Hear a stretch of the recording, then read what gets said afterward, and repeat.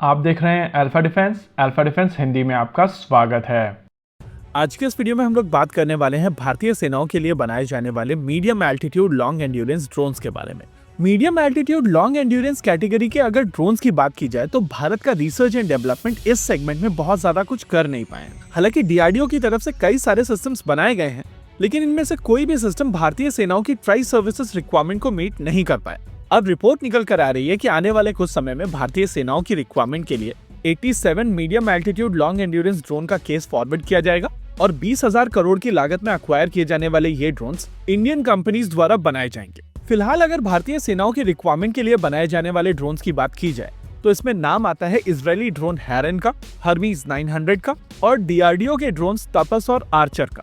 DRDO के drones की अगर बात की जाए तो तपस और आर्चर इंजन दोनों ही ऑस्ट्रो इंजन से पार किए जाते हैं और जब भारत ने ये ऑस्ट्रो इंजन अक्वायर किए थे तब ये कंपनी ऑस्ट्रियन कंपनी थी।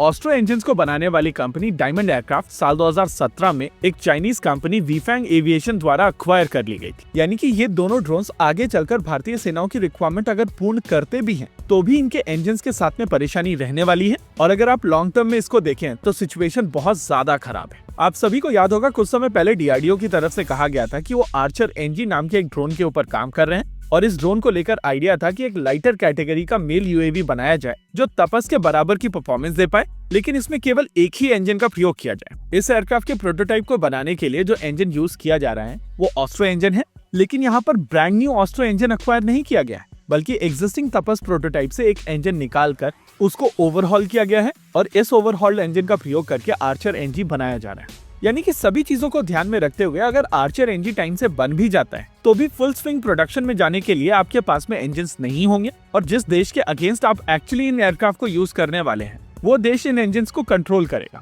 दूसरी लाइन की अगर बात की जाए जो इजराइल से आती है उसके साथ में भी लगभग इसी तरीके की परेशानी है। हेरन और हेरन एनजी की अगर बात की जाए तो ये रोटैक्स के इंजन का प्रयोग करते हैं और हर्मीज 900 में भी इन्हीं इंजन्स का प्रयोग किया जाता है। ऑस्ट्रो की तरह रोटैक्स भी एक ऑस्ट्रियन कंपनी है, लेकिन इस कंपनी को ओन करती है बॉम्बार्डियर जो एक कैनेडियन कंपनी है। भारत और कनाडा के बीच में जिस तरीके की रिलेशनशिप बनी हुई है उसको ध्यान में रखते हुए आप नहीं चाहेंगे कि आपके इंजन की सप्लाई चेन कनाडा के ऊपर डिपेंड हो और उस हिसाब से इस समय देश में जितने भी ऑप्शंस अवेलेबल हैं वो सभी अगर भारतीय सेनाओं की अनरियलिस्टिक रिक्वायरमेंट को मीट कर भी लें तो भी इस इंजन प्रॉब्लम के चलते इनका मास प्रोडक्शन नहीं हो पाएगा। देखिए, इनिशियली कहा गया था कि ट्राई सर्विसेज रिक्वायरमेंट 30,000 फीट की एल्टीट्यूड और 24 आवर्स की एंड्योरेंस थी, लेकिन अब बताया जा रहा है कि रिक्वायरमेंट 35,000 फीट की एल्टीट्यूड और 30 आवर की एंड्योरेंस है। लेकिन 30 से 35,000 की एल्टीट्यूड अचीव करना कंपैरेटिवली मुश्किल होगा, स्पेसिफिकली पिस्टन इंजन के साथ में।